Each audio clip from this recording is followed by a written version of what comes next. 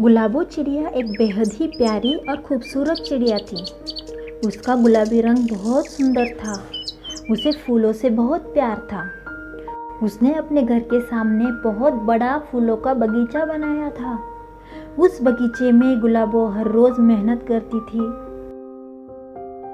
जब हर रोज उसकी बगिया प्यारे प्यारे फूलों से महकती थी तो वो बहुत खुश होती थी। लेकिन उसके पति टोनी को उसका यह बगिया प्रेम बिल्कुल पसंद नहीं था। वो हमेशा उसे टोकता था।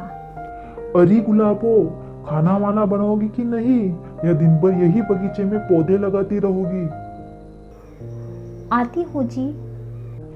मैंने तुमसे कितनी बार कहा है कि ये फूलों के पीछे पागल होना बंद कर दो, लेकिन तुम हो कि सुनती ही नहीं। ऐसी बात नहीं है जी। आपको तो पता है कि ये खूबसूरत फूल मेरी कमजोरी है। इन्हें देखकर मुझे बहुत खुशी मिलती है। अच्छा ठीक है, मुझे बहुत भूख लगी है, जल्दी से खाना लगा दूं। टोनी भले ही थोड़ा जल्दी गुस्सा होता था, मगर वो दिल का बुरा नहीं था और वह अपनी पत्नी गुलाबो से बहुत प्यार करता था। इस तरह गुलाबो की जिंदगी हंसी खुशी कट रही थी।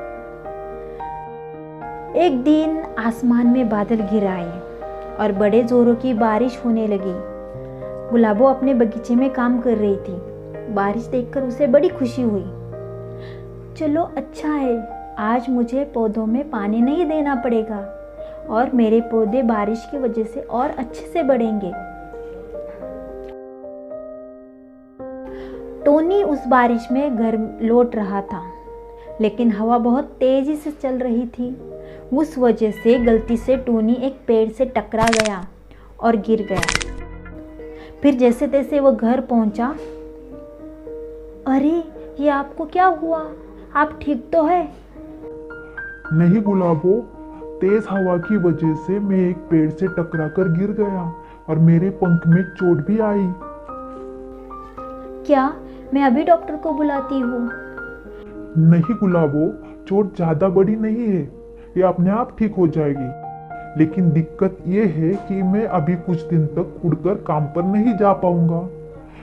मुझे बहुत चिंता हो रही है गुलाबो, अब हमारा घर कैसा चलेगा? आप चिंता मत करिए जी, आप बस आराम कीजिए। मैं कुछ न कुछ जुगाड़ कर ही लूंगी। गुलाबो ने ऐसा कह के अपने पति को तो समझा दिया, लेकिन वो खुद चिंता में थी कि वो अब क्या करेगी और कैसे अपना घर चलाएगी। ऐसे ही खड़े खड़े जब वो सोच रही थी, तभी उसकी नज़र उसके बगिया के फूलों पर गई और उसे इस मुश्किल का हल मिल गया। उसने सोचा, अरे मैं तो भूल ही गई, मेरे बगीचे में इतने सारे प्यारे प्यारे फूल हैं और फूल तो सबको अच्छे लगते हैं। कल से मैं इन फूलों को बाजार में जाकर बेचूंगी। इस तरह से अब उसकी चिंता थोड़ी सी कम हो गई। दूसरे दिन सवेरे उठकर उसने अपने बगीचे के खूबसूरत प्यारे प्यारे फूल तोड़कर इकट्ठा किए और उन खूबसूरत फूलों के उसने प्यारे प्यारे गुलदस्ते बना लिए और उन गुलदस्तों को वो बाजार में जाकर बेचने लगी। वो फूल इतने खूबसूरत थे कि उसके सारे गुलदस्ते थोड़े ही समय में बिक गए और उसे अच्छे खासे पैसे भी मिले। इस तरह वो रोज गुलदस्ते बनाकर बाजार में जाकर बेचने लगी और अच्छी खासी कमाई करने लगी। और इस तरह जल्दी ही उसने अपना खुद का एक फ्लावर शॉप भी खोल लिया। अब टोनी का पंख भी ठीक हो गया था और उसे अपनी गलती का एहसास भी हो गया था। गुलाबो, मुझे माफ कर दो, मैं तुम्हें इन फूलों को लगाने से रोकता था और हमेशा तुम्हें टोकता था। कोई बात नहीं जी।